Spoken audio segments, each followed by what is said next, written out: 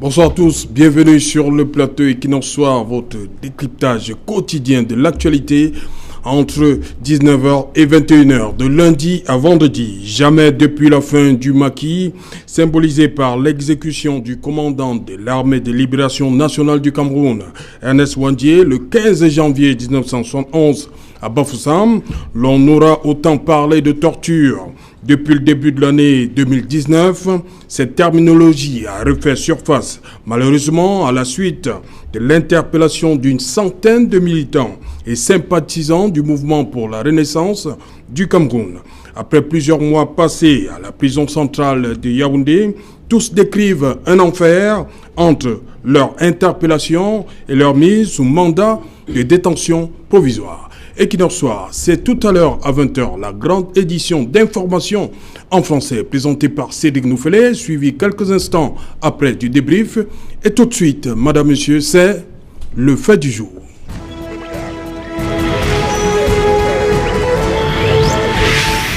Acte de torture, que dit la loi? Pour en parler, je suis en plateau ce soir avec Aaron Begeni Abek. Bonsoir Aaron. Bonsoir cher dirigeant de Equinox Soir, tout l'honneur est à moi. Voilà. Et je vous en remercie.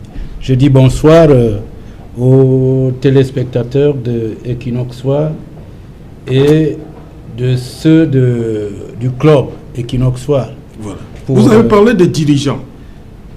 Dirigeants, je parle du directeur général que j'avais connu à distance vous dans les années de presse. Oui. Dans les années de presse, et puis je suis face à quelqu'un qui m'émerveille de la manière dont il conduit cette émission. Voilà, merci. C'est l'embarras. Faut pas voir l'embarras. Voilà, parce que ça fait un bon bout, il n'est pas passé sur ce plateau. Vous comprenez pourquoi, madame, monsieur? Mbambok Yebga, bonsoir. Bonsoir Serge, bonsoir à tous les téléspectateurs d'Equinox ce soir. C'est vrai que je suis en train d'être torturé par le climat. Oui. Bon, comme c'est mal... Torturé par le climat? Oui, par le climat, parce que vous sentez ma voix n'est pas naturelle, donc le climat me torture. Oui. Mais comme c'est mal nécessaire, je crois qu'il sera condamné avec sursis. Voilà. Bienvenue. Mbambok Yebga, président du Manidem. C'est bien ça. Voilà, mouvement africain pour la nouvelle indépendance et la démocratie. À côté de vous, Eric Yombi. Bonsoir Eric. Bonsoir à mes co-panélistes, bonsoir aux téléspectatrices et aux téléspectateurs d'Equinox Télévision. Voilà, Eric Yombi, chercheur en relations internationales, il est là sur ce plateau une fois de plus. Un autre habitué, lui, c'est Maître Augustin Gueffard. Bonsoir Maître. Serge Alain, bonsoir. Bonsoir à tous les téléspectateurs. Bonsoir à tous les co-panélistes. J'espère que nous serons à la hauteur pour décrypter cette nouvelle page que tout le monde attend, qui effraie la chronique, qui fait la une de tous les médias. Merci. Voilà. Maître Augustin Gueffard, avocat au barreau du Cameroun. Merci. Dites-moi donc, Maître, je commence avec vous. C'est quoi la torture? Ça vise quoi quand on torture un individu? De manière basique d'abord, c'est quoi torturer un individu?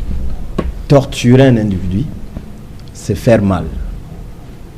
C'est une torture psychologique, c'est une torture physique, c'est le contraindre à faire ce que on ne supporte pas, même si c'est son droit, terre à terre. La torture, c'est celle-là. Okay. Voilà. Et qu'est-ce qu'on vise en fait? Qu'est-ce qu'on vise en fait? C'est amener l'homme torturé à ne pas revendiquer ce qui lui revient de droit, ou à revendiquer peu ce qui lui revient de droit, à amener les autres à ne pas limiter, à les entraîner à abandonner leurs droits. C'est ça la torture. Et dans ce sens, le législateur camerounais est très rigoureux. Oui. L'article 277, 3, ancien 132 bis. Oui, ancien 132 bis. Oui. Dit que si au cours d'une torture, le torturé décède, son bourreau, il sera condamné à mort. Condamné à mort. Peine perpétuité, si vous voulez. Si Ce sont des blessures graves. Si nous restons toujours dans les crimes, le minimum c'est de 10 à 20 ans. Le reste, c'est des délits en fonction du comportement du bourreau. Le grand principe, c'est que ce que nous devons retenir, c'est que le législateur camerounais a créé un climat de tension avec les lois de 2017 qui organisent la justice militaire. In fine, le législateur a inséré une petite phrase qui échappe à plus d'une personne, qui fait de la torture un crime imprescriptible. Ça, c'est depuis 2017, ce qu'on ne sait pas. Donc, aujourd'hui, peu sont imprescriptibles. Voilà. Différent. Donc, ça devient un crime contre l'humanité. Oui. Voilà, la notion de torture. Mais ça c'est clairement exprimé dans la loi de 2017, 12 juillet 2017, portant code de justice militaire au Cameroun. Ce n'est pas encore actualisé dans notre code pénal, mais nous ne devons pas perdre de vue cela. Donc, les tortionnaires, qu'ils se tiennent bien, comme on dit au quartier, un jour, ils rendront compte. Merci. Donc, Bambo Kipka, comment comprendre donc ce qu'on a vécu dans les moments très sombres de l'histoire du Cameroun refasse surface aujourd'hui? À en croire les militants du MRC qui commencent à être libérés. Bien, alors si nous parlons de torture, comme vous avez posé la question, de comprendre pourquoi ce qui a disparu réapparaît aujourd'hui. Oui. Alors, nous savons tous que avant les indépendances, les Camerounais ont été bien torturés, ceux qui cherchaient l'indépendance de notre pays. Là-bas, le but c'était quoi? Si j'ai fait appel à vous, c'est par rapport à ce passé-là, l'UPC, c'est que le Manidem, c'est... Alors, vous savez... on torturait pourquoi? Oui, on n'a pas revendiqué l'indépendance? Il y avait deux choses en vue. Il fallait déjà faire peur à ceux qui voulaient s'engager à cette lutte de l'indépendance. Parce que quand on torturait, on tuait, on coupait les têtes, on exposait pour dire aux autres que vous avez vu l'exemple. Donc, ne continuez pas dans cette voie. Donc, c'était pour dissuader les combattants pour abandonner la lutte. Mais cela n'a pas fait reculer des combattants qui ont continué cette lutte-là. Et vous comprenez très bien que quand Ahidjo vient au pouvoir, il continue avec cette torture-là parce qu'il doit mater les nationalistes. La torture continue. Il y avait un expert en torture qu'on appelait Fauchivé, quand il vous invitait, je ne vais pas dire convoquer, chez lui, il vous invite à 8h du matin, alors que lui il est rentré à 5h. Il reviendra à 23h, mais vous êtes assis là. Ça, c'est une torture morale. Ça, vous êtes là, vous attendez, vous ne savez pas dans quelle sauce... Vous ne pouvez pas rentrer? Non, vous ne pouvez pas rentrer parce que là, vous êtes là. Si vous rentrez, vous ne savez pas ce qui va vous arriver. Donc, il y avait ça. Donc, avec Ahidjo, on a vécu ce type de torture. C'était une torture violente. Quand, en 82, M. Biya arrive au pouvoir, il essaye d'assouplir, mais le scénario n'est pas fini. Il essaye quand même d'assouplir avec la pression internationale. On essaie déjà de condamner certains hommes en tenue, même si certaines condamnations sont avec sursis, mais on condamne quand même, et d'autres sont bien condamnés. À un moment donné, on constate qu'on essaie d'oublier la torture. Mais ça renaît maintenant, pour revenir à votre question, pourquoi ça renaît maintenant? Parce que le pouvoir est en danger. Le pouvoir étant en danger, il faut utiliser tous les moyens pour que toute la population ne suive pas ce mouvement comme le mouvement nationaliste d'avant les indépendances. C'est un peu ça notre analyse des faits. Ok. Éric Yombi, il a parlé du CNR, Bambo Kipka. On sait que dans presque tous les pays, on ne va pas dire tous les pays en Afrique, ça existe, ces structures-là. Les renseignements, on ne va pas dire, c'est les renseignements généraux, voilà. Renseignements militaires. Voilà. Alors, je vais rassurer tout le monde, la torture est pratiquée par quasiment tous les pays du monde, à travers notamment, n'est-ce pas, les services secrets. Je vous rappelle ici qu'il a existé, n'est-ce pas, ces avions quasiment inconnus de la CIA que les Américains avaient mis sur pied, n'est-ce pas, exactement après les attentats du 11 septembre. Et c'est à dessein que, évidemment, n'est-ce pas, les prisonniers sont détenus à Guantanamo et non sur le sol américain, c'est à dessein. Mais vous avez posé une question qui est très très pertinente à mon papa Bobo Yoga. Vous avez demandé pourquoi on torturait lors du maquis. Oui. Pour répondre à votre question, je vais faire une illustration assez simple pour que nous soyons tous d'accord. Oui.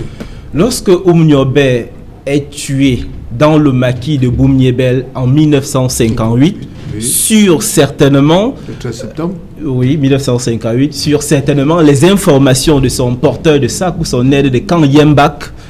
Il est traîné de Boumniebel, de la forêt, jusqu'au centre-ville, évidemment par ses militaires.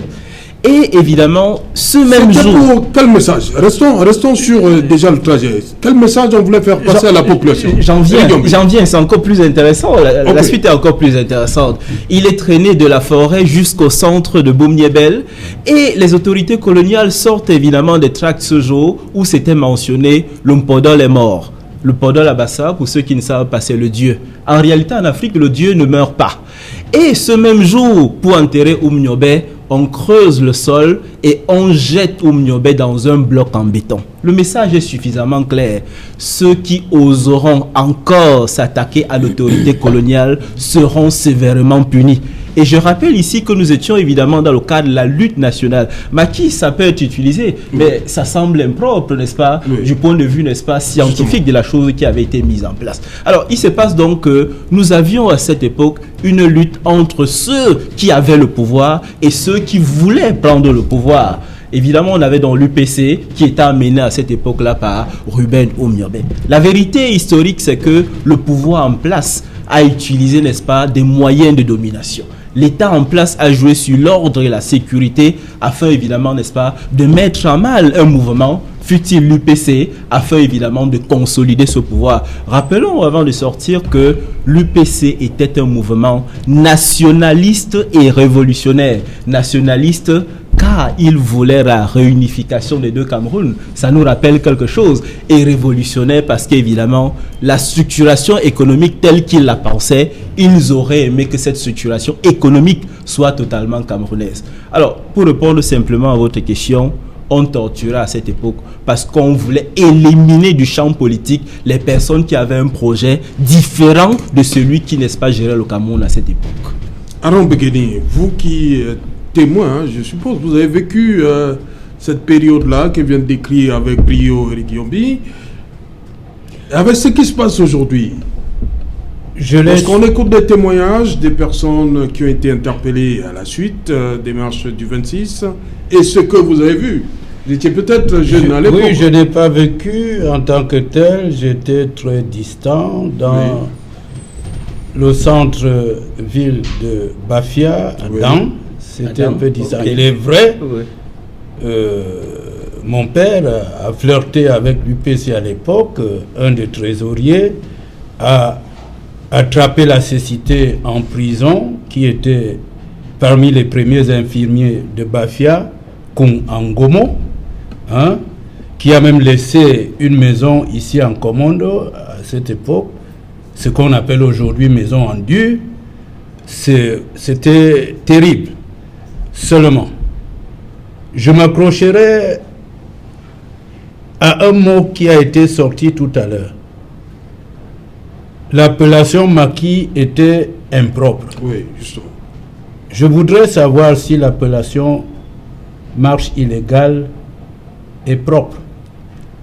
Parce que les mouvements d'alors et le mouvement d'aujourd'hui sont une sorte de revendication des droits divins.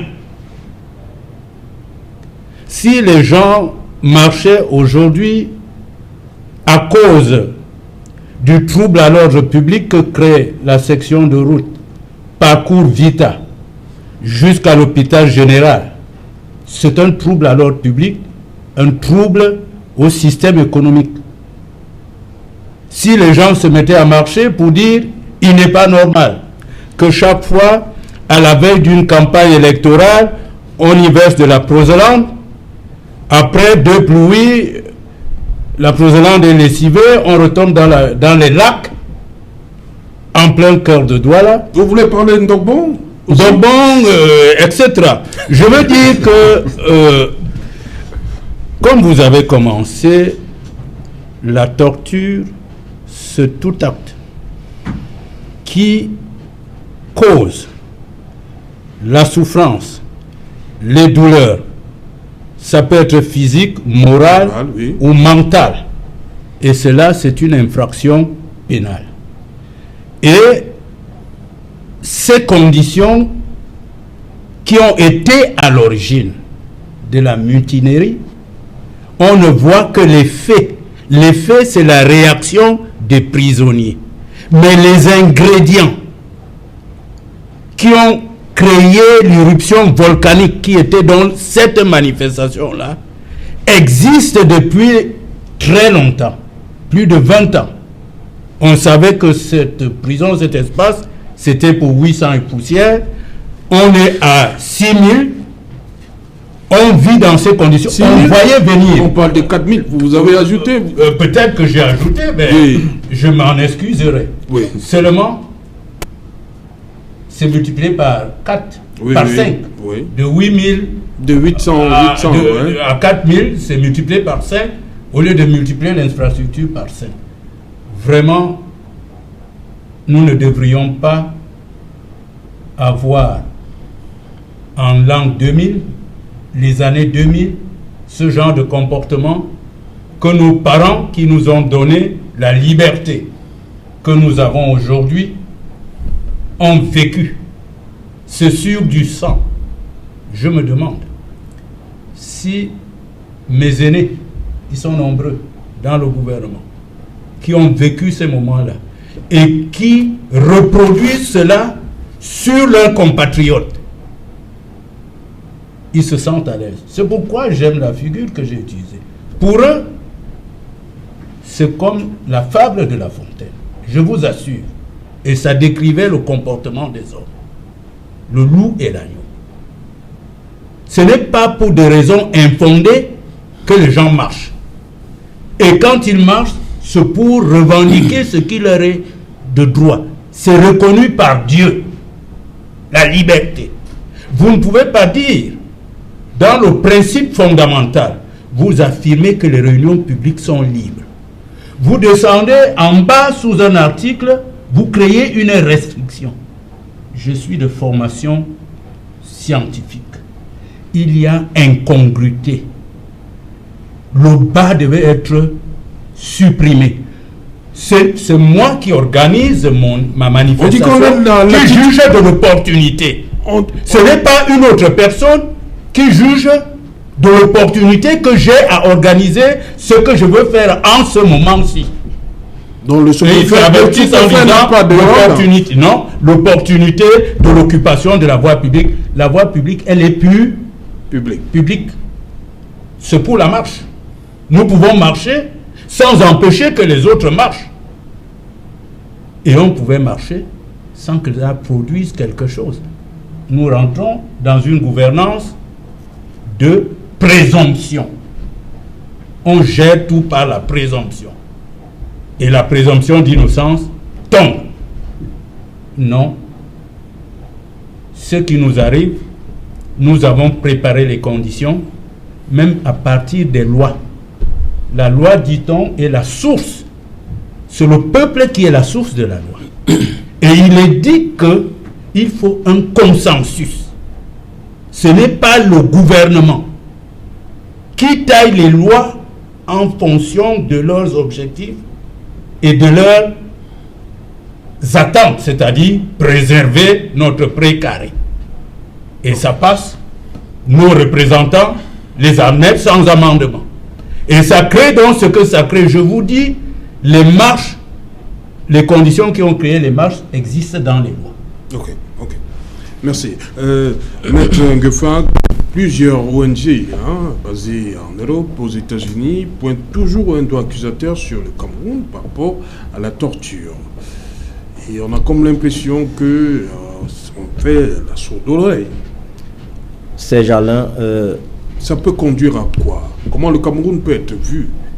Je suis très malheureux de savoir que les gouvernants qui prônent l'état de droit ou bien l'état parfait en construction versent chaque jour dans les actes de torture. C'est très pénible pour ceux qui ont fait ne serait-ce que la une des journaux ce jour.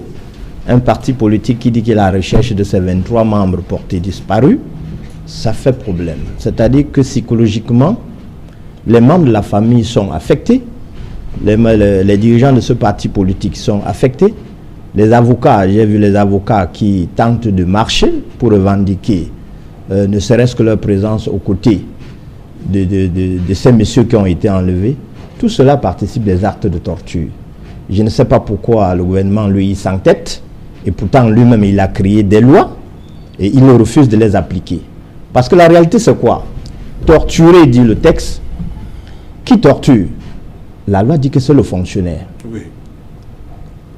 Il peut torturer à travers ses délégués, mais c'est le fonctionnaire. Il torture qui? Il torture le civil. Si nous prenons le cas des détenus, parce qu'ils ne sont pas condamnés, Oui. qui ont été enlevés, si nous parcourons un peu les règles minimales qui gouvernent ou bien qui gèrent la vie des détenus en prison, nous constaterons que d'une manière ou d'une autre, l'infraction de torture peut valablement être constituée si les torturés, si les enlevés déposent plainte. Parce que, prenons juste le cas de celui-là que nous voyons dans un camion dévêtu. Les règles à minima disent, pour parler terre à terre, comme disait Eric, il est interdit à l'État de rendre public le physique d'un détenu. C'est-à-dire, pour le sortir de prison jusqu'à la salle d'audience, l'État doit s'arranger à ce que celui-là ne soit pas vu par le peuple, parce qu'il n'est que prévenu. C'est-à-dire, supposé non coupable. Maître, vous parlez là de Mamadou Mota. Qui a mis cette photo sur l'espace public? Alors, c'est une question qui dérange. Je poserai plutôt la question autrement. Pourquoi cette photo se balade? Et si nous répondons à la question pourquoi, nous constatons qu'effectivement, nous sommes là de plein pied dans le cadre de la torture. C'est-à-dire, physiquement, M. Mamadou Mota doit vivre l'affaire. Tous ses affidés doivent être psychologiquement blessés. Donc, c'est de ça qu'il est question. C'est-à-dire, empêcher ceux qui peuvent faire comme lui, placés dans les mêmes conditions, d'avancer. Je crois que Oui. Eric l'a suffisamment décrit avec le Podol qui a été assassiné. Voilà. Donc, la torture, actuellement, nous la vivons au quotidien. Mais je me demande toujours jusqu'à quand ça va cesser. Merci. Ok. Vous avez vu également cette image, Bombo Gebga, un homme politique, Oui, naturellement. dévêtu. Naturellement que oui. La torture a commencé pour Mamadou Mota dans ce pick-up, on suppose. Hein? Oui, en fait, ça c'est une torture qu'on nous montre. Mais c'est un message qu'on fait passer en même temps. À la classe politique ou bien au peuple camerounais? À toute la classe politique, à tous ceux qui veulent lever le petit doigt. Parce que depuis 1982, l'État du Cameroun n'était pas encore arrivé à ce niveau-là. J'ai vu le président de la République en février 2008 parler comme un président parce que le pouvoir était en danger. Pour ceux qui ont vu le président parler à la télévision, on sentait qu'il était fâché. Et c'était la toute première fois. Et actuellement, je pense qu'il a pris un peu de l'âge, c'est pour ça qu'il ne sort pas régulièrement. Mais il devait avoir la même attitude qu'en 2008. C'est pour cette raison donc qu'il donne des instructions à ceux qui gèrent sa sécurité, de tout faire pour garder, pour conserver le pouvoir.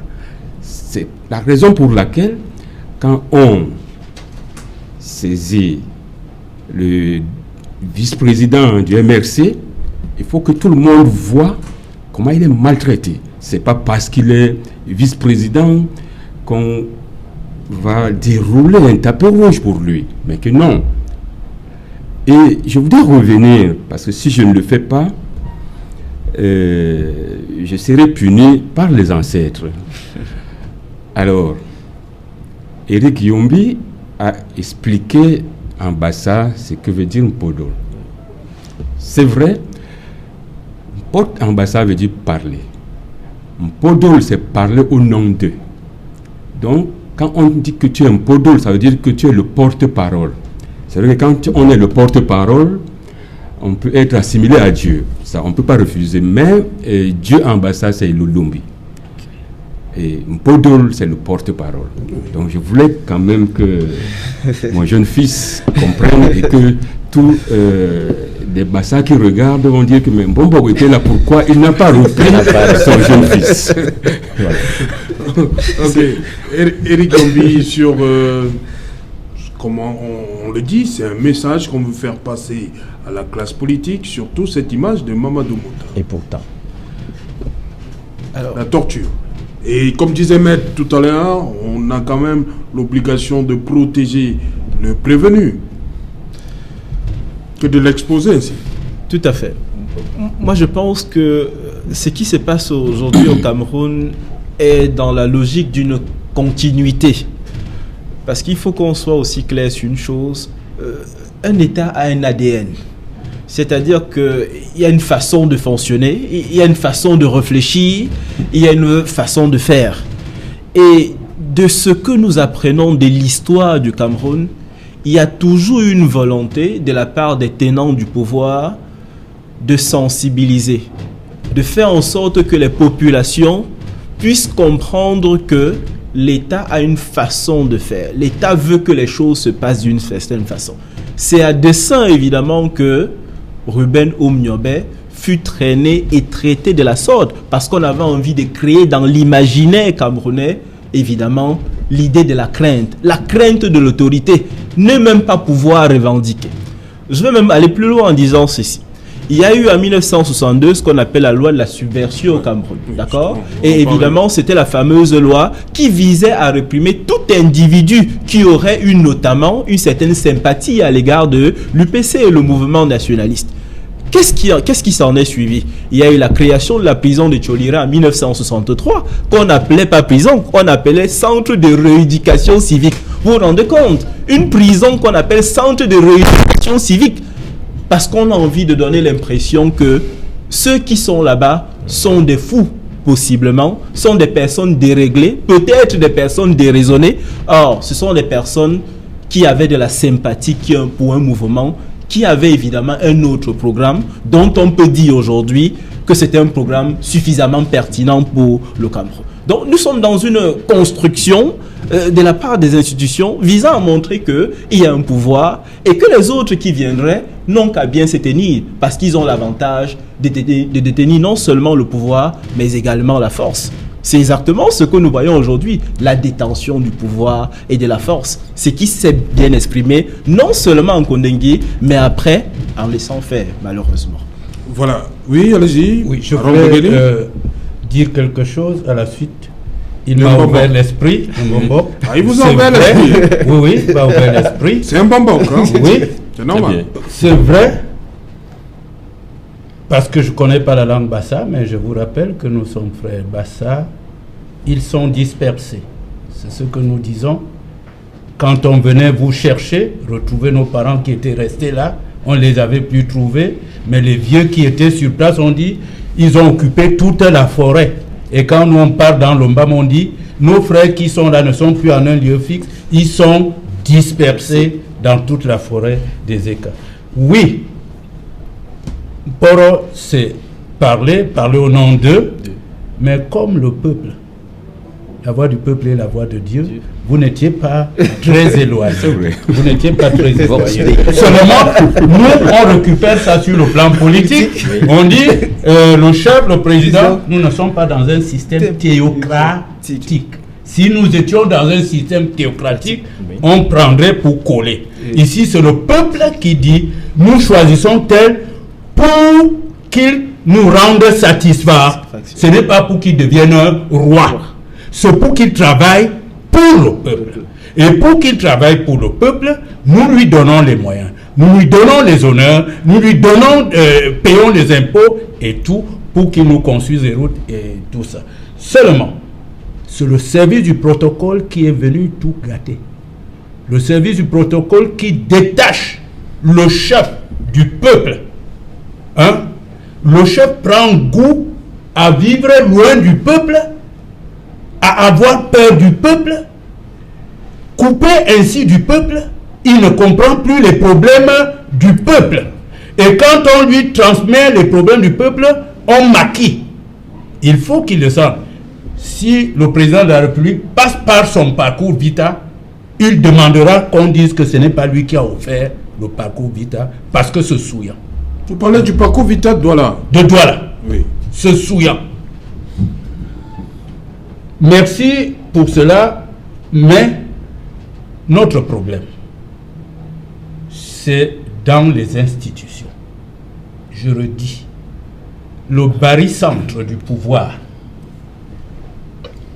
devait être au centre, de manière à ce que le pouvoir exécutif n'écrase pas, ne dicte pas au pouvoir législatif, ne dicte pas au pouvoir judiciaire, de manière à ce que chacun porte sa responsabilité. Et le barycentre se trouverait dans le peuple. C'est pourquoi en France, les Gilets jaunes et les autres ont demandé le référendum citoyen. C'est-à-dire que même pendant l'exercice du mandat, s'il y a des choses qui ne marchent pas, que le citoyen puisse se prononcer au lieu d'attendre la fin de 7 ans pour ne faire vivre que dans la catastrophe. Je demanderai aux Camerounais de me dire quel était le produit intérieur brut par tête d'habitant dans les années 70-72, quel en est ce produit intérieur brut par tête d'habitant aujourd'hui, et qu'ils me voient l'évolution de la courbe pour dire si on a progressé ou on n'a pas progressé. Si cela n'est pas fait, il est normal que les gens se plaignent, et il faut laisser les gens se plaindre et chercher à résoudre les problèmes que d'utiliser la force publique pour torturer. Ok. Maître Ngefak, il y a justement, pour définir, pour qu'on puisse bien comprendre, la torture, on dit dans l'article 132 bis, je vais le répéter ici, tout acte par lequel une douleur ou des souffrances aiguës physiques, mentales ou morales sont intentionnellement infligées à une personne par un fonctionnaire ou toute autre personne agissant à titre officiel ou à son instigation ou avec son consentement exprès ou tacite. Comment on va donc sanctionner quelqu'un qui agit pour... Mais l'affaire est simple. Prenez l'exemple d'un commissariat où... Il agit à titre officiel. De façon terre à terre. Vous vous rendez à la police judiciaire de Douala. Tous ceux qui viennent vous chercher là, ils sont nombreux qui ne sont pas des policiers. C'est des indices utilisés par la police. Quand ils viennent vous sortir de chez vous à minuit, vous ne pouvez pas résister. Ils agissent pour le compte de l'officier, du fonctionnaire qui est arrivé, qui les a mandatés. Toute la torture qu'ils vous font subir, leur mandat répond. Et eux, ils sont des complices. C'est ce que cela veut dire. En réalité, le législateur a élargi le champ pour mieux encadrer ces infractions. Parce que vous voyez, depuis 1955, où les Nations Unies ont interdit la torture, à travers la Convention des Nations Unies, ils ont laissé à chaque État la possibilité d'encadrer ces mauvais actes, de les recenser et de punir. Le législateur camerounais allait plus loin en disant, même si ce sont les délégués, parce que le premier visé, c'est le fonctionnaire. Oui. Mais le fonctionnaire peut rester dans son bureau avec le principe de la démocratie où il faut déléguer. Il délègue. Tous ces délégués qui posent les actes, ils posent au nom du fonctionnaire. Alors, ils sont coupables de l'infraction au même titre que celui qui les a commissionnés. C'est de ça qu'il est question. Donc, lorsque on engagera de poursuites contre l'officier de police, tous ces gros bras qu'il a utilisés, ils seront passibles de même peine. C'est ce que le législateur veut dire. Et de façon intentionnelle, c'est-à-dire, lorsque il te déshabille, il t'humilie, il te présente en monde de vision, alors que la loi interdit, même s'ils sont cagoulés, très souvent c'est le principe, en ce moment, il nous faudra démontrer que voilà les fauteurs de troubles, voilà les auteurs de l'infraction, ils seront poursuivis. Oui. Je voudrais faire une précision. Par rapport au traitement que le vice-président a subi, c'est un traitement dégradant de sortir nu, qui implique une torture mentale, parce qu'il sera choqué. Vous voyez ce que je veux dire? On le sort nu, on le présente au public, même si c'est pour dire aux autres, torse nu, pour dire aux autres, voilà ce qui vous attend si vous osez, on le dégrade. C'est un traitement dégradant. Qui est condamné par le même traité qui parle de torture. Mais à la suite de ce traitement dégradant, vous êtes mentalement affecté. Vous voyez? Pour faire court, M. Aron-Béguéni, là vous êtes en train de décrire la violation d'une loi, la loi qui porte traitement des prévenus dans le milieu carcéral. Parce que c'est un texte qui dit comment on doit traiter le prisonnier, comment on doit traiter le détenu. Si vous le traitez autrement, vous êtes en train de violer cette loi. Et j'ai dit le grand principe, pour le lire, si vous lisez les règles minimales qui portent traitement des prévenus en prison, si vous vous référez à la loi Mandela, le rule of Mandela, vous comprendrez mieux comment un prévenu doit être encadré. Lorsque vous agissez en marche, vous êtes en train de le torturer. C'est de ça qu'il est question. La loi va même plus loin. L'État ne peut invoquer ni l'état de guerre.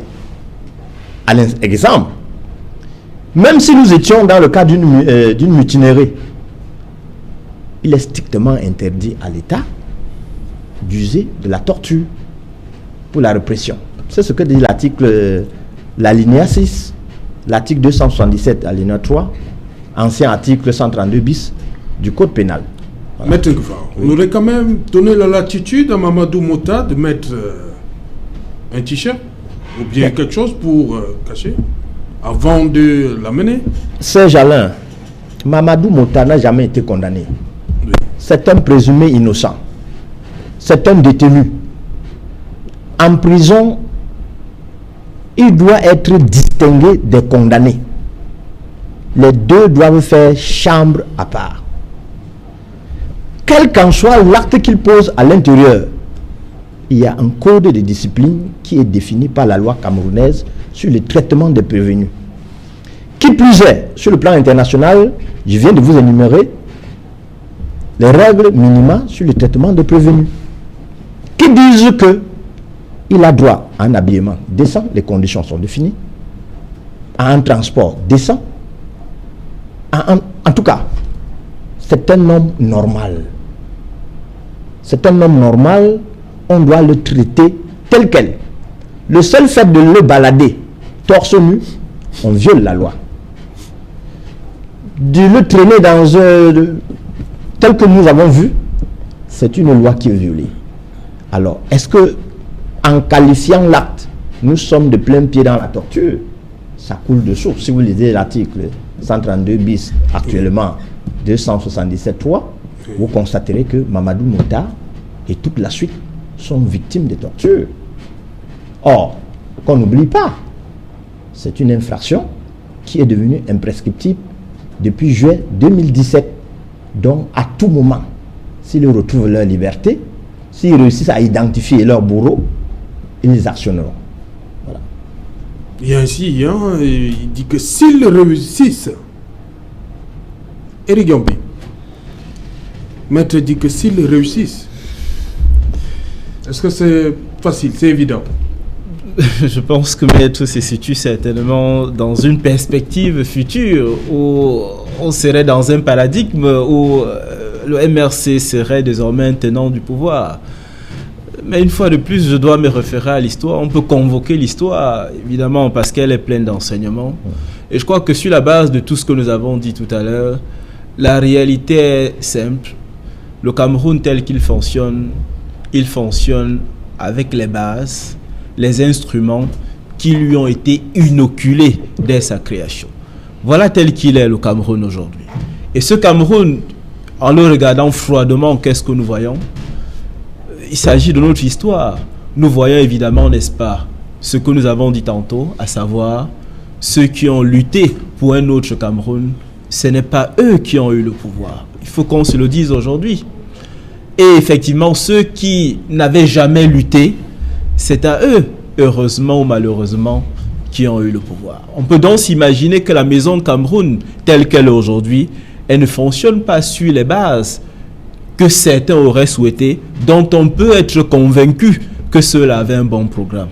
Exemple, lorsque l'UPC est interdite au Cameroun en 1958, vous devez savoir que l'administration coloniale française avait déclaré exactement, et nous avons beaucoup de raisons d'en douter, mais c'est ce qu'elle nous a dit. L'UPC avait 420 comités de base au Cameroun, soit le parti le mieux implanté au Cameroun. En convoquant l'histoire, ou bien de manière arithmétique ou comptable, on peut se demander comment se fait-il que ceux qui étaient les mieux implantés, semble-t-il les mieux outillés, parce qu'il y avait déjà une longue tradition syndicale parmi ces UPCistes, n'aient pas eu le pouvoir, et pourtant certains aujourd'hui se gargarisent d'être présents sur tout le territoire et que ça leur donne la possibilité ou l'avantage d'être le parti prépondérant. Éric, je vais vous répondre. À l'époque, il y avait une notion que nous tous nous avons apprise dernièrement. Le monde est devenu un village planétaire. À l'époque, c'était reparti. Aujourd'hui, nous tous nous représentons les habitants d'un seul quartier. Qui sait?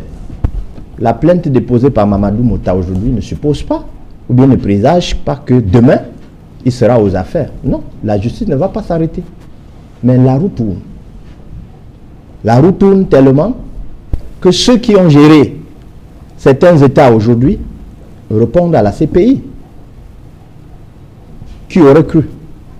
Il s'agit de cela. Donc, ne soyons pas pessimistes à ce niveau. Moi, je pense plutôt que nous devons dire dans un État démocratique en construction, de tels actes doivent être proscrits.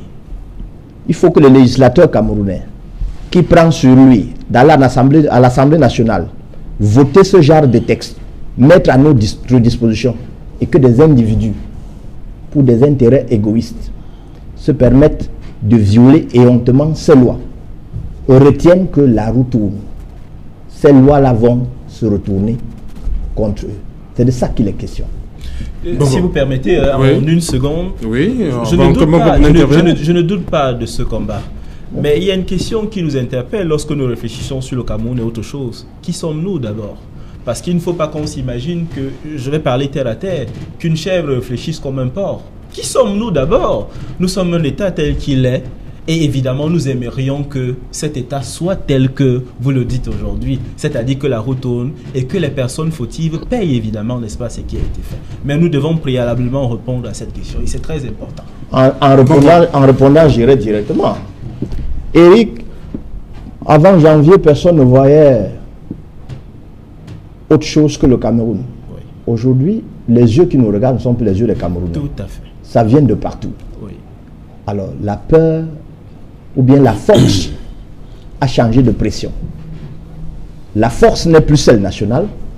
La force vient de partout parce que nous sommes devenus un village planétaire. Il faut se méfier de cette force dont on n'a pas le contrôle. La petite force qu'on gère en Kondengui n'est pas la même force qui vient de Côte d'Ivoire, n'est pas la même force qui vient des États-Unis, n'est pas la même force qui vient de l'Europe. Oui, Attends. Permettez. Vous avez joué. Allez-y donc. Sa Majesté. Allez-y, Mbombo. Bien.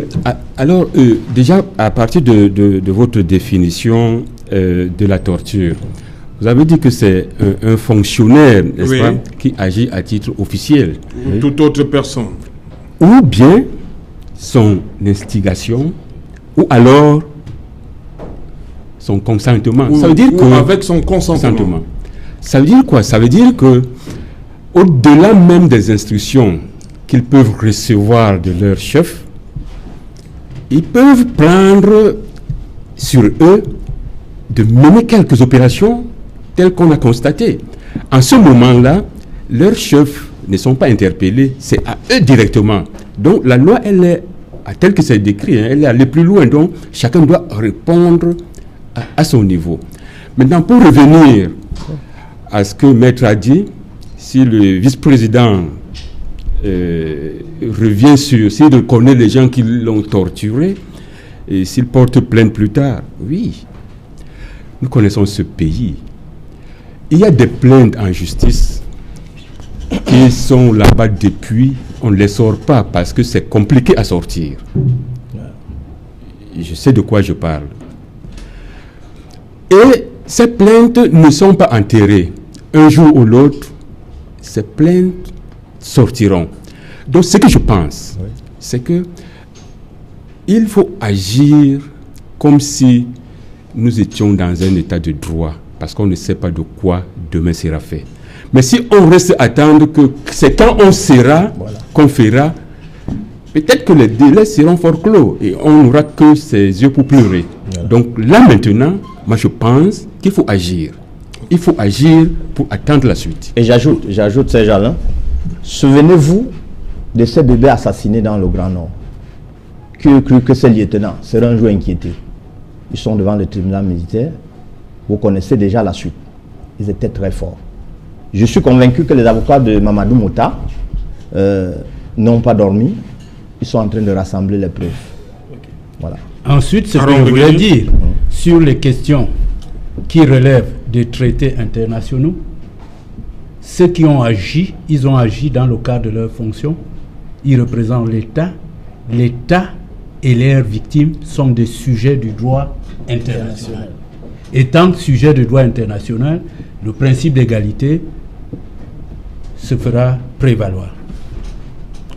Et la loi, vous avez dit qu'il y a un cadre légal pour la torture. Le législateur a prévu les peines. Le législateur camerounais est exhaustif. Oui. Moi, je peux me vanter de dire que lorsque vous lisez la loi camerounaise, vous lisez toutes les conventions, vous vous dites quel texte aussi parfait. Malheureusement, il est biaisé. Voilà, on va revenir là-dessus, maître. Madame, monsieur, nous allons marquer une première pause. Le temps de rencontrer Cédric Noufelé pour le journal de 20h. D'abord, les titres. Bonsoir Cédric, le sommaire. Bonsoir Serge Alain, bonsoir à vos invités. Ce soir, nous parlerons de la vie qui est de plus en plus chère à Loum, une ville limitrophe avec d'autres villes anglophones. Depuis l'afflux des déplacés anglophones, les populations peinent à pouvoir trouver de quoi manger. Les prix se sont envolés dans les marchés, les denrées alimentaires sont difficilement accessibles pour plusieurs ménagères. Elles pointent un doigt accusateur sur les effets dévastateurs de la crise anglophone. Et au moment où il y avait un ton inquiétant et menaçant à la fois, après des rumeurs sur la prétendue mort de Mancho BBC, le ministère de la Communication, dans un tweet, dément sa mort et affirme qu'il se porte bien. Nous en parlerons ce soir, Serge Alain. Nous évoquerons également dans le journal de 20h l'évaluation du budget d'investissement public. Encore une contre-performance relevée dans la région de l'Est. Le budget d'investissement public n'a pas été exécuté au-delà de 16%, alors que nous sommes à la fin du premier semestre 2019. Et vous verrez dans ce journal comment, dans plusieurs municipalités, aucun projet n'a été réalisé depuis le début de l'année. Comment en est-on arrivé là? Élément des réponses dans le journal de 20h. Et la page internationale ce soir s'intéresse au nouveau gouvernement en République démocratique du Congo, là où Joseph Kabila garde encore la main sur le pouvoir exécutif au regard de ses proches nommés au centre de ce gouvernement. Comment cette négociation en est-elle parvenue à un tel schéma qui semble fragiliser à première vue Félix Tshisekedi? Nous en parlerons dans quelques instants. Serge Alain. Voilà, c'est fin de cette première partie Equinox Soir. Je vous retrouve tout de suite après pour Equinox Soir, deuxième partie, le temps du débrief, toujours en compagnie de nos 4 invités.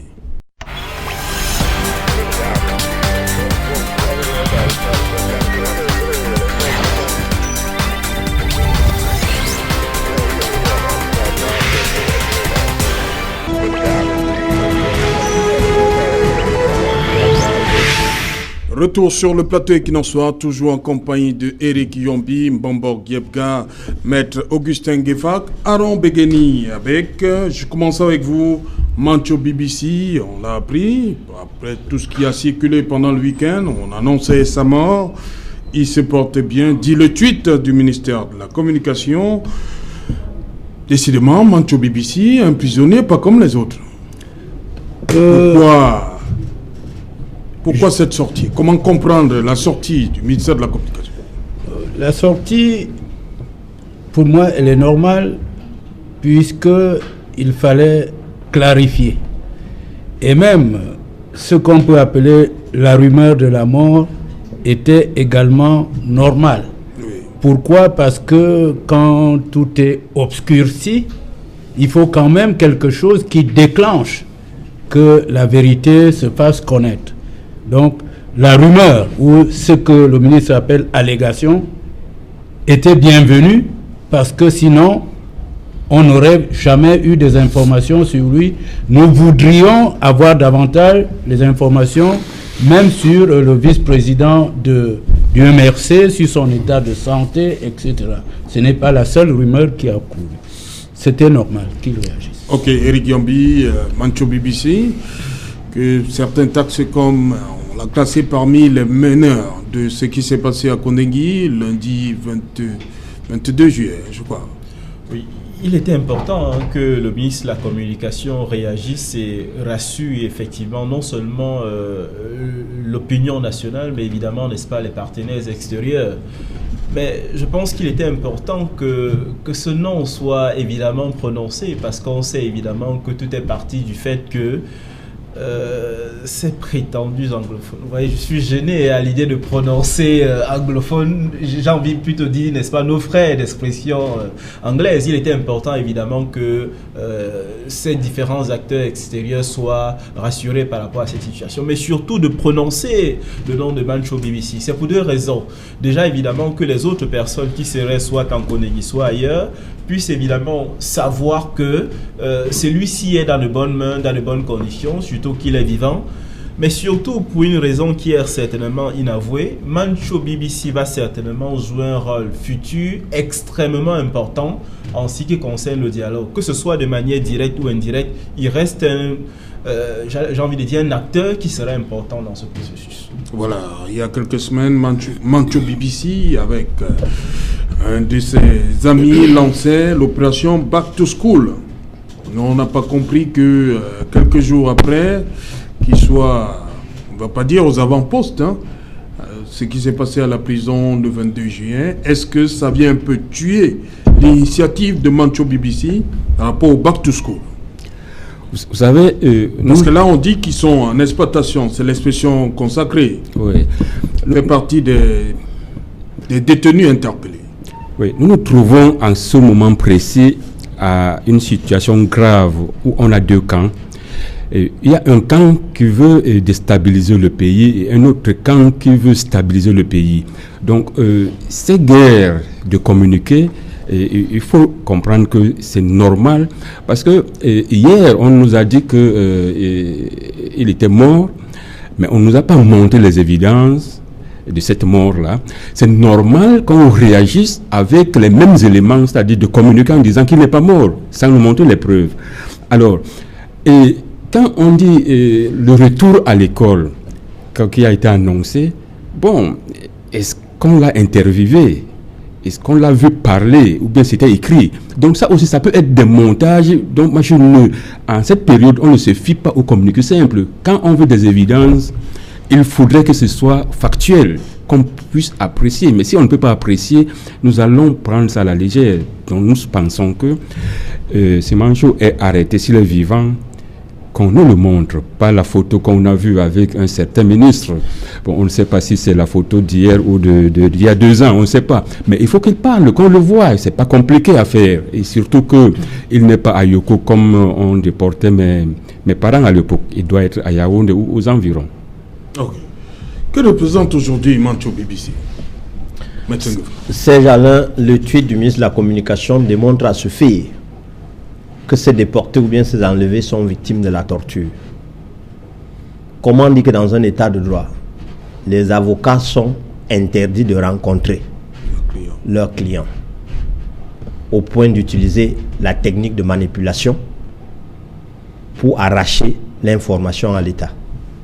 Ça, c'est la preuve qu'il y a au sein du gouvernement les férus de la torture et ceux qui ont un brin de souplesse. Figurez-vous, on ne serait jamais arrivé là si la demande du ministre de la Justice, garde des Sceaux, ministre d'État, garde des Sceaux, avait abouti depuis le 15 juin. Si ceux qui doivent décider avaient fait droit à cette demande, je pense qu'à ce jour, on ne vivrait pas la disparition des 23 du MRC, on ne vivrait pas le communiqué, le tweet, pour dire que Mancho BBC est en vie. Ça, c'est la preuve patente que nous sommes là de plein pied dans la dictature. Et je réponds là à Eric, voilà une preuve claire que sans attendre que le MRC ou bien le SDF prenne le pouvoir, un individu est à mesure de se sauver et de déposer plainte et de réussir. Voilà déjà la première plainte. Je crois que c'est un journaliste qui a lancé au défi, qui a mis au défi le ministre de la Communication en lui disant, si Mancho BBC n'est pas décédé, vous avez lu cela, alors je vous donne 24 heures pour démontrer qu'il est en vie. On a fait juste 48 heures et le ministre de la Communication a dû communiquer. Alors, le MRC n'a pas résisté. Tous les titres de journaux ont affiché 23 portés disparus, en danger. Vous verrez, ils seront obligés de réagir. La preuve que la torture est éminemment caractérisée. Voilà. Eric Yambi, on attend aussi le ministère de la Communication par rapport aux disparus, entre guillemets, du MRC. Oui, je pense que nous sommes dans une situation suffisamment grave où l'État, n'est-ce pas, devrait faire une sorte de comptabilité, une sorte d'arithmétique par rapport à tous ces détenus. Peut-être qu'il faut relever cette vérité de la palisse. C'est déjà des détenus et ils sont encore en exploitation pour une mutinerie. Je crois que c'est une sorte de double peine, ce qui pousserait en principe notre État à communiquer là-dessus le plus tôt possible. Et non seulement communiquer, mais nous donner des preuves probantes comme quoi effectivement ces personnes sont en sécurité et que on le souhaite que ces personnes se portent bien. Maître Nguefa, justement, en parlant de ces détenus qui sont en exploitation aujourd'hui, dites-nous un peu le scénario. Double peine, comme a dit Eric Yambi. Déjà, pour ceux qui les amènent en prison, ils ne sont pas encore jugés. Voilà qu'on va leur coller autre chose. Serge Alain, j'ai de la peine à expliquer cette gymnastique de vocabulaire utilisée par les turiféraires de la torture de la République. Un présumé innocent, détenu, comment il peut être séquestré? Exploitation, c'est-à-dire quoi? Que signifie être en exploitation? C'est-à-dire que c'est lui qui doit fournir la preuve. Parce que c'est cela. Exploiter quelqu'un veut dire lui extorquer une information. Lui retirer par des méthodes tordues une information. Ce qui est contesté, ce qui est interdit par l'article 1er de la Convention des Nations Unies de 1955 sur la torture. Ce qui a été recopié par l'article 132 bis, alinéa 5 de notre code pénal, pour dire qu'il est strictement interdit d'utiliser la torture, qui est soit physique ou morale, pour extorquer des aveux. Parce qu'en réalité, nous sommes de plein pied. C'est de ça qu'il est question. Oui, nous sommes de plein pied. C'est ça l'exploitation. Que signifie 77. La torture. Nous sommes de plein pied dans le premier élément caractéristique de cette infraction. Exploiter quelqu'un, c'est-à-dire quoi? On l'utilise, on le manipule pour qu'il avoue ce qu'il ne doit pas avouer, pour qu'il abandonne ce qu'il devait faire. C'est ça l'exploitation. Il faut qualifier les faits. En matière pénale, ce qu'il entend par exploitation, ça veut dire on est en train d'utiliser les techniques qui sont interdites pour lui extorquer des aveux. C'est pourquoi, pour l'empêcher d'être libre dans ses pensées, on l'isole de tout contact. Il ne peut pas rencontrer sa famille. Aucun avocat ne peut le rencontrer. Le tortionnaire est seul à savoir où il se trouve. Et le mot est bien choisi. Il est en exploitation, comme dans les camps de concentration. C'est de ça qu'il est question. Voilà l'expression typique des férus du pouvoir qui n'ont pour seule arme que la torture. Pourquoi ils n'ont pas procédé comme le ministre de la Justice, qui a anticipé? Malheureusement, on a refusé. Voilà. C'était pas légal, c'était toujours violent, même pas à la même dose. Voilà. S'ils avaient écouté le ministre de la Justice, ils ne seraient pas là. Merci.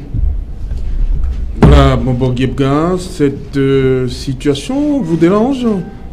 Que des personnes détenues soient actuellement en exploitation? Bien, parce qu'on les soupçonne d'être à l'origine de ce qui s'est passé le 22 juillet dernier à Condé. Oui, vraiment, c'est regrettable qu'on dise que des supposés innocents sont interpellés et gardés au secret pour exploitation. Je crois que c'est des mots qu'on utilise pour arrondir des angles. Ce qu'il faut dire clairement, c'est que on a arrêté certaines personnes en prison qu'on est en train de torturer pour qu'ils disent ce qu'ils ne doivent pas dire.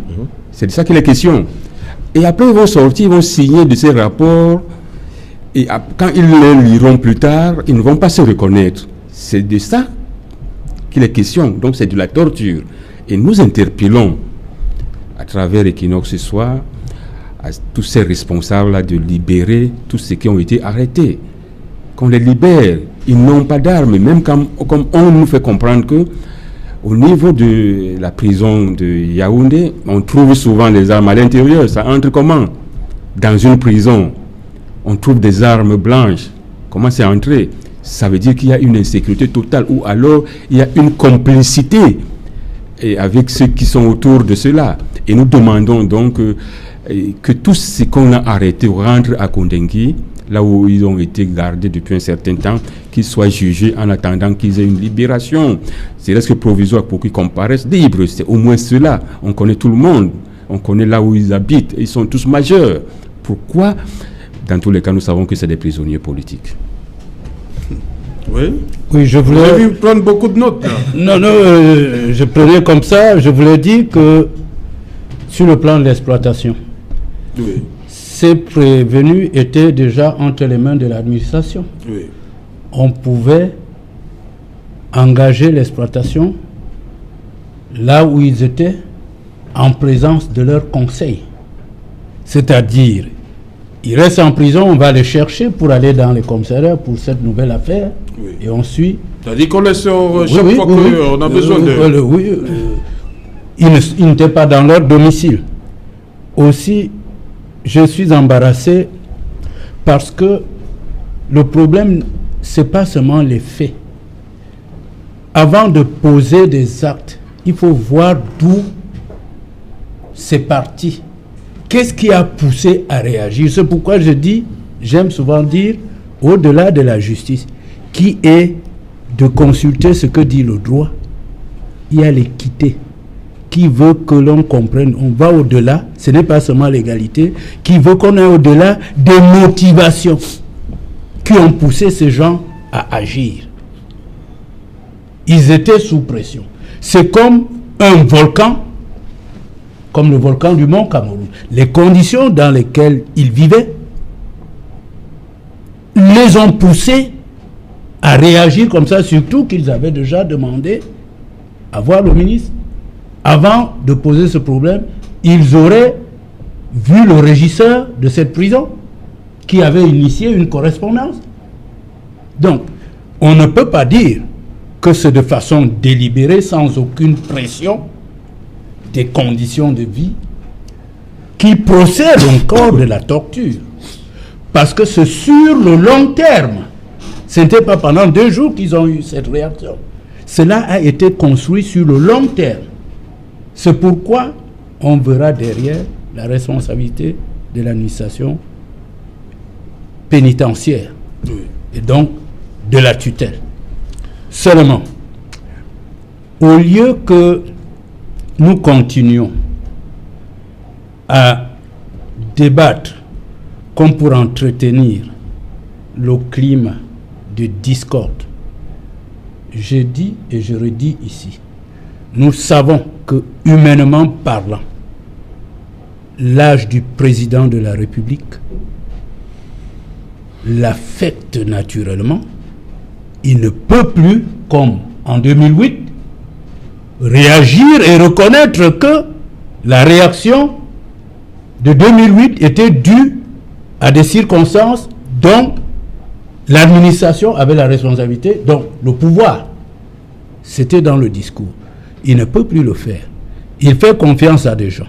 Mais il faut qu'il agisse comme Dieu a agi face au peuple d'Israël, qui a adoré un faux Dieu. Dieu a menacé de l'exterminer. Il a eu son prophète Moïse qui lui a dit, mais c'est toi qui sors le peuple de l'esclavage. Si tu l'extermines en cours de route avant qu'il n'arrive à Canaan, que vont dire les Égyptiens? Monsieur le Président, vous avez sollicité le mandat parce que vous vouliez encore répondre aux attentes de votre peuple. Renoncez et demandez à vos conseillers, vos collaborateurs d'arrêter d'alimenter la mésentente. Le peuple en souffre. J'ai déjà dit, mon futur est derrière moi. Hein? Donc, je compte mes jours pour rendre le tablier un de ces 4 matins. Il faut que le président de la République se désolidarise de mes mauvais conseillers. Cela s'est passé. Il n'y a rien de nouveau sur la terre. Ok, merci. Maître Gueffak, voilà, on annonce que pour la rentrée 2019-2020, 92 établissements primaires, maternels, sont interdits d'ouvrir pour défaut d'acte de création et d'ouverture. Pourquoi tout le temps on parle de Douala? Serge Alain. Pourquoi Douala? Toujours la palme d'or. Serge Alain, je crois que la carte scolaire de la République du Cameroun est bien maîtrisée. Chaque année, on nous annonce, mais en fin d'année, on ne nous dit pas effectivement les établissements qui ont respecté le principe. C'est une annonce pour contenter ceux qui ne sont pas passés à la trappe. Donc pour moi, c'est bonnet blanc, blanc bonnet. Oui, en réalité, c'est pour amener ceux-là à revenir à table. Ça ne va rien changer. Voilà, c'est pareil. Ouais. Éric Yombi. 92 établissements clandestins. Chaque année, comme dit Ben Gueffak, on nous sort ça, on nous sort ces refrains. C'est effectivement triste qu'on soit dans une situation à la veille de chaque rentrée scolaire. Nous avons une liste. Ce qui est sûr, c'est que l'année prochaine, au même moment, nous aurons une autre liste. La question la plus simple qu'on pourrait se poser est celle-ci. Comment arrive-t-on à répertorier ces établissements, sachant qu'ils existent et dont on a quasiment la certitude que l'année prochaine, ces établissements seront encore sur la prochaine liste? Voilà. J'ai comme impression que nous sommes dans une gymnastique dont la création est essentiellement camerounaise. Essentiellement. Et de là se pose la question du sérieux de la place que nous donnons à l'éducation. Et si on réfléchit profondément, on va dire tout simplement ceci. Malheureusement, cette situation d'établissement avec les défauts d'actes de création sont aussi à l'image de ce que le pays veut de son éducation. C'est-à-dire des établissements dans un état que nous connaissons, effectivement des enseignements qui sont pour la plupart désuets, malheureusement, qui ne répondent pas aux attentes d'aujourd'hui, sans oublier évidemment la prise en compte des nouveaux problèmes tels que la sécurité. Aujourd'hui et de plus en plus, nos établissements sont des lieux où on se drogue. Mais est-ce que nous avons pensé à l'école de demain? Penser à l'école de demain, ce sera aussi prendre des mesures pour que ces établissements, entre guillemets, clandestins, n'existent pas. Ou bien que ceux qui n'ont pas suffisamment offert selon les standards imposés, effectivement, que ces établissements ne voient jamais le jour. Bon, Yebga, bizarrement, hein, établissement clandestin, mais on va voir des parents aller quand même inscrire leurs enfants là-bas. Je pense les que les établissements vont fonctionner. Oui, ça c'est Comment comprendre ça? Ça c'est dans un domaine, le domaine éducatif. C'est pas par hasard que nous sommes 4e pays corrompu en Afrique. Dans tous les domaines. Là, on a juste pris le cas de l'éducation. Dans tous les domaines, si vous ne parlez pas, entre guillemets, camerounais, rien n'avance. Qu'est-ce qu'on fait? Qu'est-ce qu'on doit faire? Il faut donc revoir ce problème de corruption au Cameroun. Parce que ce n'est pas seulement dans l'éducation de base. Regardez le transport, les agences de voyage. Partout, dès que vous êtes sanctionné, il suffit que le temps passe, vous faites comme vous avez l'habitude de faire, vous revenez sur la scène. Quand vous êtes têtu, vous ne voulez pas faire ce qu'on vous demande de faire, on vous frappe. Dès que vous faites ce qu'on vous demande de faire, vous revenez sur la scène. Donc c'est un moyen de pression pour que la rentrée commence là. Il y a beaucoup de parents de tous les côtés. Donc il faudrait que la rentrée soit bonne pour tout le monde. C'est ce que je pense qu'il faut qu'on repense. Là, on l'avait dit une fois, il faut organiser les états généraux de ce pays parce que le Cameroun est gâté, complètement gâté. Il n'y a aucun endroit où on peut lever le petit doigt que là, ça se porte un peu bien. Partout, c'est mauvais. Il faut les états généraux. Et il faut de nouveaux Camerounais? Ce n'est pas des nouveaux Camerounais, c'est des mêmes Camerounais, mais avec une nouvelle mentalité. C'est un problème d'éthique. C'est un problème d'éthique. Tant qu'on ne le fait pas, tant qu'on conserve les mêmes, là, ça ne marchera pas. C'est l'éthique qu'il faut implémenter. Voilà, le ministre d'éducation de base qui sort cette liste à un mois, parce que jour pour jour, la rentrée, vous croyez que beaucoup de choses peuvent se faire, ces établissements-ci? C'est pourquoi? Qu'est-ce que vous voyez derrière? Ils ont un mois pour se conformer? Est-ce qu'ils vont se conformer? Les délais sont très courts. C'est court, un mois? Oui, au Cameroun? C'est très court. Il faut voir, moi je notais les procédures d'ouverture d'un établissement. Oui. Est-ce que c'est clair? L'ouverture d'un établissement, d'une école, c'est un projet. Oui. Si c'est clair, il y a la simplification des procédures. Il y a la décentralisation des autorisations.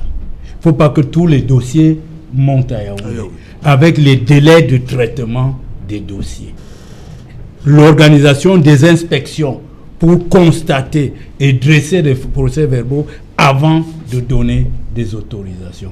Mais, comme l'indiscipline est généralisée, comme nous savons que nous avons été indisciplinés pour élire tel, nous attendrons qu'il nous fasse un retour d'ascenseur, nous serons indisciplinés pour appliquer ceci ou cela parce que nous appartenons à tel groupe de pression ou à tel parti politique. C'est de ça qu'il s'agit. Donc, l'indiscipline est généralisée.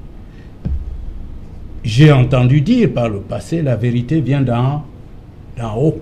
Il faut que la discipline vienne d'en haut. Et le problème de mentalité est très important. Lorsque l'organisation est telle que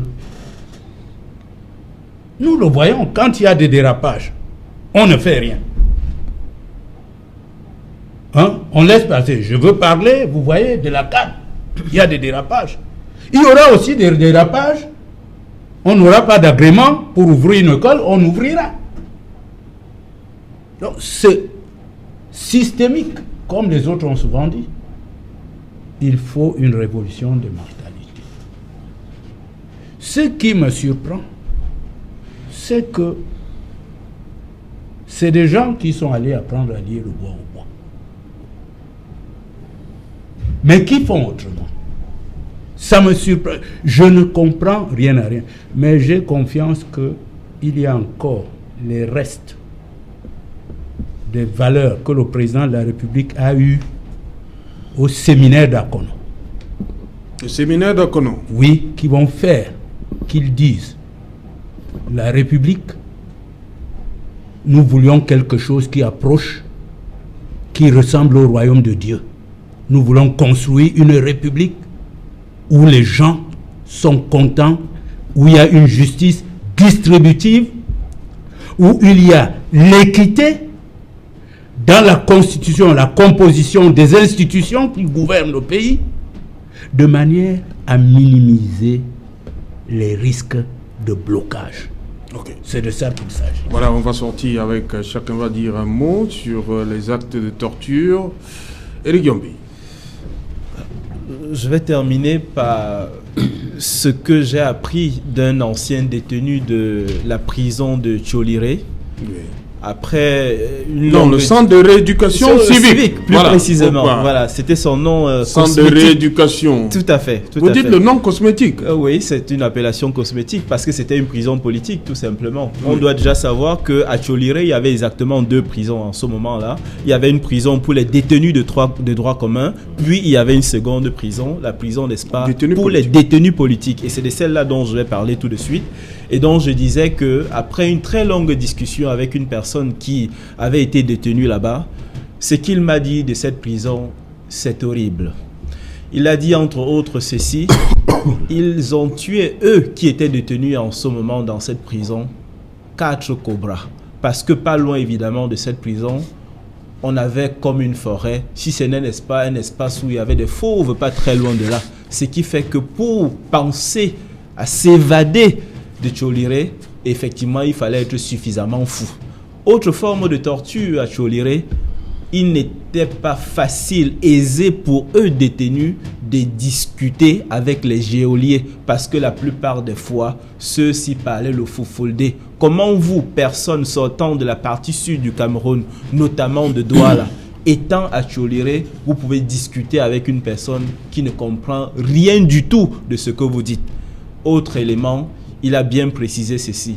Lui, enseignant de philosophie, lui qui a toujours aimé les lettres, il n'était pas possible pour lui, évidemment, n'est-ce pas, de lire quelques bons livres, parce que c'était interdit.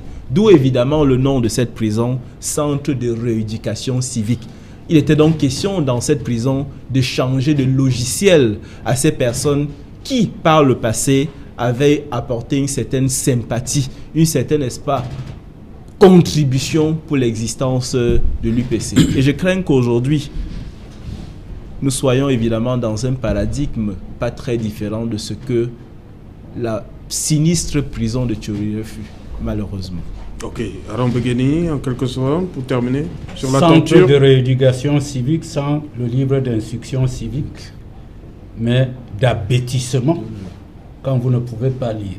En quoi pouvait-on appeler cela centre de rééducation civique sans le livre d'instruction civique? Ok. Il n'y avait pas que Tcholiré, hein, je crois. Tout à fait. Il y avait Yoko, il y avait Mantoum, tout à fait, oui. Mais Momok, sur la torture. La torture. Oui, c'est ce que j'ai envie de dire pour conclure, hein, c'est qu'il y a des choses positives qui ont été faites. Par exemple, le réaménagement du ministère de la Justice en créant une unité qui gère les droits de l'homme. Il y a, par exemple, la gestion des contrôles même des prisons qui est partie de l'AT au ministère de la Justice. Il y a eu quelques sanctions qu'on a observées pour ceux qui font de la torture. Quand j'ai cité ça, ce sera complet si par exemple on essayait, n'est-ce pas, de raccourcir les délais de prévention, de mettre par exemple un cadre pour ceux qui sont détenus, qu'on essaye quand même d'avoir un cadre légal pour les gens détenus, et puis, n'est-ce pas, que la torture cesse, qu'on essaye d'exploiter les prévenus. Si on améliore tout ça, je crois que ce sera parfait. Oui, Serge Alain, moi j'ai espoir. J'ai espoir que les fonctionnaires qui gèrent le pays vont cesser la guerre de positionnement. Ils vont essayer d'être un peu plus humains afin que la torture baisse d'intensité au Cameroun. Parce que si vous voyez, nous décrions le cas de Mancho Bébissé, nous décrions le cas de Mota. N'oubliez pas, en prison, à Konengi par exemple, nous avons 2 blocs. Le bloc des condamnés et le bloc des prévenus. Les condamnés, ce ne sont pas les prévenus qui détiennent les clés des cellules des condamnés.